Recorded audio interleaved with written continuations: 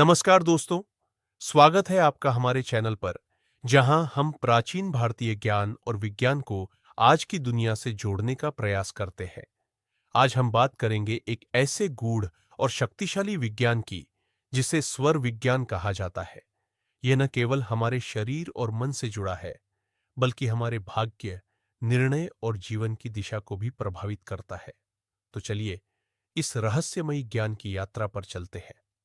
स्वर विज्ञान भारत की प्राचीन परंपरा का हिस्सा है, जो शिव स्वरोदय नामक ग्रंथ में वर्णित है। इस ग्रंथ के अनुसार हमारे नासिका द्वार यानी दोनों नथुनों से निकलने वाली सांस केवल वायु नहीं है, बल्कि ऊर्जा की एक धारा है। स्वर विज्ञान के अनुसार तीन प्रमुख स्वर होते हैं: इड़ा नाड़ी, बायां स्वर 2, पिंगला नाड़ी, दायां स्वर 3, सुषुम्ना नाड़ी। मध्य स्वर हर स्वर का अपना प्रभाव, समय और उद्देश्य होता है। बायां स्वर यानी ईड़ा नाड़ी चंद्र स्वर कहलाता है। यह मन, शांति, ठंडक, स्त्री ऊर्जा और रचनात्मकता से जुड़ा है। दायां स्वर यानी पिंगला नाड़ी सूर्य स्वर कहलाता है।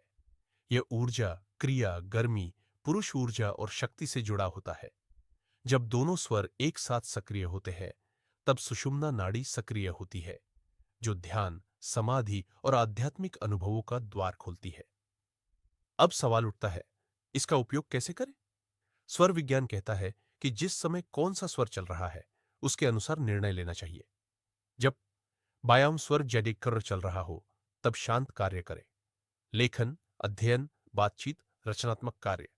जब दायां स्वर इलाबी सक्रिय हो, तब शारीरिक या निर्णय से जुड़े कार्य करें। व्यापार, यात्रा, किसी से मिलना, नई शुरुआत।